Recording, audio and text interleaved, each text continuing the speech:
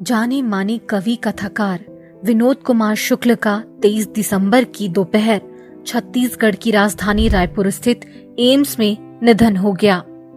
88 वर्षीय शुक्ल बीते कुछ महीने से बीमार थे और उन्हें इसी महीने 2 दिसंबर को एम्स में भर्ती करवाया गया था। आने वाली 1 जनवरी को वे 89 वर्ष के हो जाते। उनके निधन से हिंदी जगत में शोक की लहर फैल गई है। लगभग 7 दशक की अपनी लेखकी यात्रा में विनोद कुमार शुक्ल निरंतर लिखते रहे। अस्वस्थ होने के बाद भी उनका लेखन जारी रहा। उनके स्वास्थ्य की देखभाल कर रहे उनके पुत्र शाश्वत ने द लेंस को बताया था कि रायपुर एम्स में भर्ती होने के कुछ दिनों बाद 6 दिसंबर को जब डॉक्टर ने उनसे पूछा था कि वह क्या चाहते हैं, तो उन्होंने इशारे से बताया था कि लिखना। और फिर जब उन्हें कागज और कलम पकड़ाई गई तो विनोद कुमार शुक्ल ने ये पंक्तियां लिखी थी।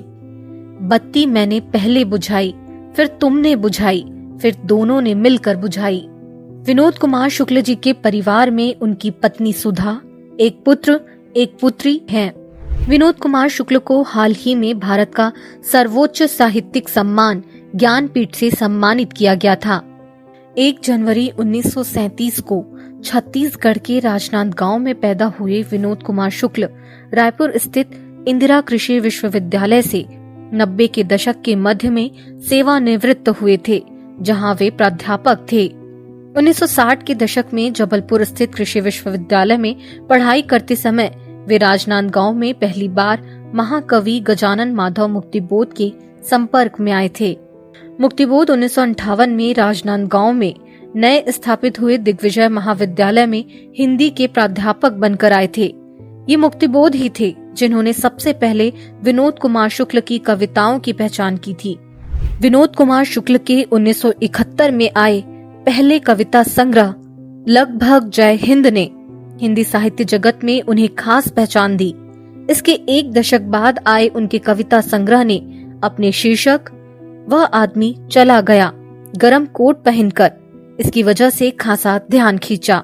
1979 में उनका पहला उपन्यास नौकर की कमीज आया, जिसके जरिए उन्होंने कथा संसार में भी अपनी जगह सुनिश्चित कर ली। 1990 के दशक के मध्य में जाने माने फिल्मकार मणिकौल ने नौकर की कमीज पर फिल्म भी बनाई, जिसे कई अंतर्राष्ट्रीय फिल्म समारोह में प्रदर्शित भी किया गया। सहज शब्द विन्यास की उनकी कविताएं उनके मानवीय सरोकारों को अभिव्यक्त करती हैं। दूसरी ओर उनके तीनों उपन्यास नौकर की कमीज, खिलेगा तो देखेंगे और दीवार में एक खिड़की रहती थी मध्यवर्गीय जीवन की छोटी छोटी दुश्वारियों और खुशियों का ताना बाना बनकर सामने आते हैं। उनके उपन्यास जहां जादुई यथार्थ के साथ पाठक के समक्ष उपस्थित होते हैं, वहीं उनकी कविताएं पाठक की संवेदना तक सीधे पहुंचती हैं। उनके प्रमुख कविता संग्रहों में सब कुछ होना बचा रहेगा, अतिरिक्त नहीं, कविता से लंबी कविता और आकाश धरती को खटकता है शामिल हैं। इसके अलावा विनोद जी ने कहानियां भी लिखी हैं और पिछले कुछ वर्षों से वे बच्चों के लिए भी खासा लेखन कर रहे थे। विनोद जी की कविताओं और उपन्यासों का अंग्रेजी समेत कई देशी विदेशी भाषाओं में भी अनुवाद किया गया है। महानगरी चकाचौंध से दूर विनोद कुमार शुक्ल की हिंदी के व्यापक संसार में व्यक्तिगत रूप से सार्वजनिक उपस्थिति कम ही रही है। विनोद जी को ज्ञानपीठ पुरस्कार दिए जाने के बाद अशोक वाजपेयी ने अपने साप्ताहिक कॉलम कभी कभार में उनके बारे में लिखा था। बड़बोले बेसुरे नायकों से आक्रांत समय में अनायकता के गाथाकार।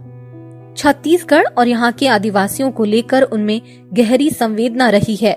मसलन इन पंक्तियों को ही देखें। एक आदिवासी कहीं भी आदिवासी नहीं, चलते चलते राह के एक पेड़ के नीचे खड़ा हुआ नहीं, दूर चलते चलते दूसरे पेड़ के नीचे थक कर भी बैठा नहीं। जंगल से बाहर हुआ आदिवासी एक पेड़ के लिए भी आदिवासी नहीं। विनोद कुमार शुक्ल को उनके उपन्यास दीवार में एक खिड़की रहती थी, इसके लिए साहित्य अकादमी पुरस्कार दिया गया था। इसके अलावा उन्हें देश विदेश के अनेक प्रमुख पुरस्कार, सम्मान और फेलोशिप से नवाजा जा चुका है। इनमें ज्ञानपीठ के अलावा गजानन माधव मुक्तिबोध फेलोशिप, रजा पुरस्कार, शिखर सम्मान, साहित्य अकादमी की 72 सदस्यता और 2023 का प्रतिष्ठित पेन नाबोकोव पुरस्कार शामिल है।